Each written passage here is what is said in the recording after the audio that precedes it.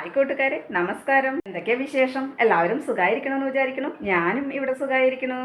അപ്പോൾ ഇന്ന് തൃക്കാർത്തികയാണ്. തൃക്കാർത്തികയായിട്ട് ദേവീക്ഷേത്രത്തിലൊക്കെ തൊഴുന്നത് നല്ലതാണ് ഞാൻ പറഞ്ഞു. അപ്പോൾ അതുപോലെ തന്നെ എനിക്കും അങ്ങനെ ഒരു ഭാഗ്യം കിട്ടി. നമ്മുടെ അടുത്ത വീട്ടിലെ ചേച്ചി, അതുപോലെ അടുത്ത വീട്ടിലെ ആശയൊക്കെ അവരൊക്കെ പോകുന്ന സമയത്ത് ഞാനും കൂടെ പോയി കേട്ടോ. അപ്പോൾ അതൊരു ഭാഗ്യമായിട്ട് എനിക്ക് തോന്നി. അതും ഒരു കാർത്യായനി ഭഗവതി ക്ഷേത്രമായിരുന്നു. നമ്മുടെ എങ്കക്കാടാണ്, കൊടലാണിക്കാവ് കാർത്യായനി ഭഗവതി ക്ഷേത്രം എന്ന് പറയും. അപ്പം ഞാൻ ആദ്യമായിട്ടാണ് അവിടെ പോകുന്നത്. ഇതുവരെ ഞാൻ പോയിട്ടില്ല. അപ്പം അങ്ങനെ പോകാനായിട്ടൊരു ഭാഗ്യം കിട്ടി. അതും ഇതേ ദിവസം തന്നെ കേട്ടോ. അതൊരു സന്തോഷമുള്ള കാര്യമാണ്. ആ ഒരു സന്തോഷത്തിനും അതുപോലെ ആ മനസ്സിന് നമുക്ക് അങ്ങനെ ഒരു ക്ഷേത്രത്തിലേക്ക് എത്തിപ്പെടാൻ സാധിച്ചതിൻ്റെ ഒരു എന്താ പറയുക, എനിക്കൊന്നും അറിയണില്ല. എന്തായാലും അതിന് അവരാണ് നിമിത്തമായത്. അപ്പോൾ അവരങ്ങനെ ചോദിച്ചതുകൊണ്ട് എനിക്ക് പോകാനായിട്ട് കഴിഞ്ഞത് കേട്ടോ. അപ്പോൾ അങ്ങനെ നമ്മൾ ആ ക്ഷേത്രത്തിലേക്കൊക്കെ പോയി. നമ്മുടെ ഇവിടുന്ന് അധികം ദൂരമില്ല, ഓട്ടോ വിളിച്ചിട്ടാണ് പോയത്. അപ്പോൾ തിരിച്ച് നമ്മൾ വരുമ്പോൾ ഇന്നത്തെ ദിവസം അവിടെ ഇത്തിരി വിപുലമായിട്ട് ഈ കാർത്തികേയ ക്ഷേത്രത്തിൽ കാർത്തിക വിളക്കിൻ്റെ ദിവസം അന്നദാനം കാര്യങ്ങളൊക്കെ ഉണ്ട് കേട്ടോ. അപ്പം പണ്ട് ദിവസം പൂജ ഒന്നും ഉണ്ടായിരുന്നില്ല അത്ര. പിന്നീട് അതിന് ശേഷം ഇപ്പോൾ പൂജയൊക്കെ ഉണ്ട്, 2 നേരം പൂജ ഉണ്ട്. അപ്പോൾ ഈ കാർത്തിക വിളക്കിൻ്റെ അന്ന് അവിടെ ഇത്തിരി കൂടി വിശേഷാൽ പൂജകളൊക്കെ ഉണ്ട്. അപ്പോൾ കാർത്തിയാനി ഭഗവതി ക്ഷേത്രത്തിൽ ദേവിയാണ് പ്രതിഷ്ഠ. അതുപോലെ തന്നെ ഉപദേവനായിട്ട് അയ്യപ്പനുണ്ട്, അതുപോലെ നാഗങ്ങളുണ്ട്.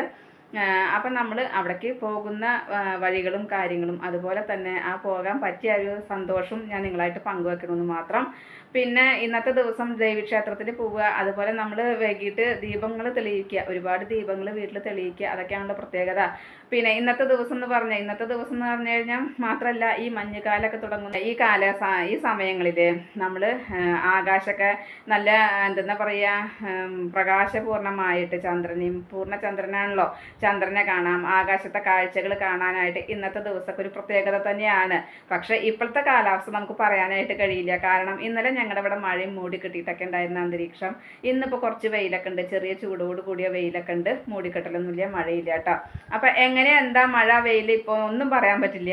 അപ്പോൾ അങ്ങനെയുള്ള സമയത്ത് നമുക്ക് ആകാശത്തേക്ക് നോക്കിയാൽ ഭംഗി ആസ്വദിക്കാൻ പറ്റുമോ എന്നുള്ളത് എനിക്കറിയില്ല. എന്തായാലും ഇന്നത്തെ ദിവസം പൂർണ്ണ ചന്ദ്രനായിരിക്കും, അതുപോലെ തന്നെ തെളിഞ്ഞ ആകാശവും ഒക്കെ കാണുമ്പോൾ ഒരു സന്തോഷം തന്നെയാണ്. അപ്പോൾ ദേവിയുടെ പിറന്നാൾ ആഘോഷം, അതുപോലെ തന്നെ ഈ തൃക്കാർത്തിക ദിവസം നമ്മളെല്ലാവരും ദീപങ്ങളൊക്കെ തെളിയിച്ച് ആകാശവും പ്രകാശപൂർണ്ണമായിട്ട് നിൽക്കുമ്പോൾ ആ ഒരു കാഴ്ച തന്നെയാണ് അല്ലേ.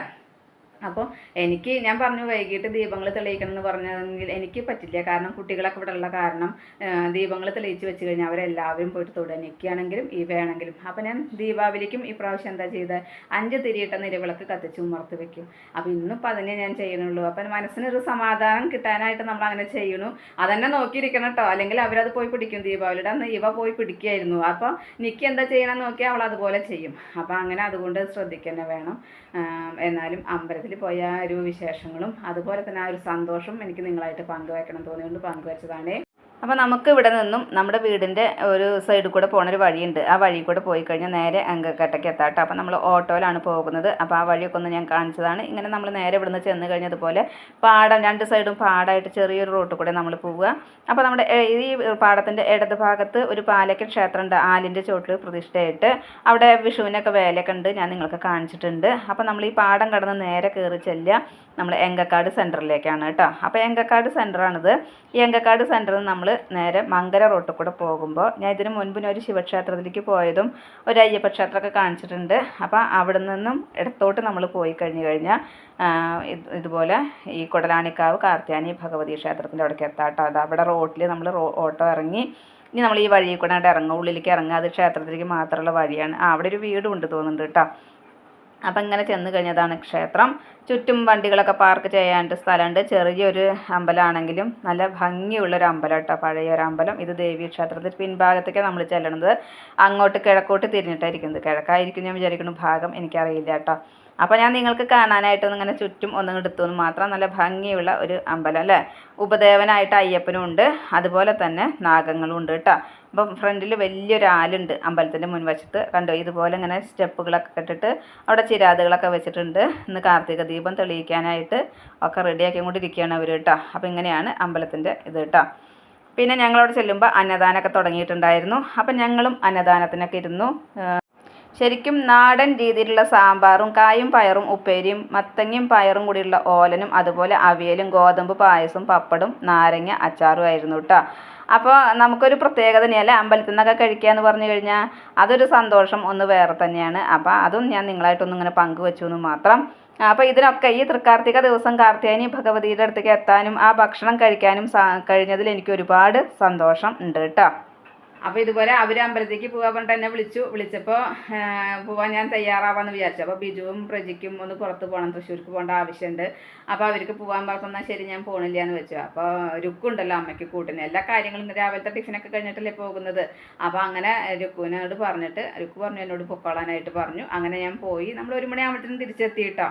അപ്പോൾ തിരിച്ചെത്തി അന്നദാനമൊക്കെ ഉണ്ടായിരുന്നു. അന്നദാനമൊക്കെ കഴിച്ചതിന് ശേഷം അതുപോലെ കുറേ നാളുകൾക്ക് ശേഷം നമ്മൾ ഒരുപാട് പേരെ അവിടെ വെച്ച് കാണുകയാണ്. ഒരുപാട് പേരെ കണ്ടു, നമ്മൾ പരിചയമുള്ള ആൾക്കാരെ കണ്ടു, സംസാരിച്ചു. അപ്പോൾ ഒരു മാറ്റം നമുക്ക് എത്രയായാലും അങ്ങനെ കേട്ടോ. ഇന്നത്തെ എൻ്റെ വിശേഷങ്ങൾ ഇത്രയൊക്കെ തന്നെയുള്ളൂ. എൻ്റെ കൂട്ടുകാർക്ക് ഇഷ്ടമായി ഉണ്ടാവും എന്ന് വിചാരിക്കുന്നു. ഇഷ്ടപ്പെട്ട് കഴിഞ്ഞാൽ ലൈക്ക് ചെയ്യുക, ഷെയർ ചെയ്യുക. അതുപോലെ പുതിയതായി കാണുന്ന ഏതെങ്കിലും കൂട്ടുകാരുണ്ടെങ്കിൽ സബ്സ്ക്രൈബ് ചെയ്യാൻ മറക്കരുതേ. അടുത്തൊരു വിശേഷമായി വേഗത്തിൽ വരുന്നതാണ്. അതുവരേക്കും നന്ദി, നമസ്കാരം. നിങ്ങളുടെ സ്വന്തം ജോ. വീണ്ടും കാണാം. Bye, see U.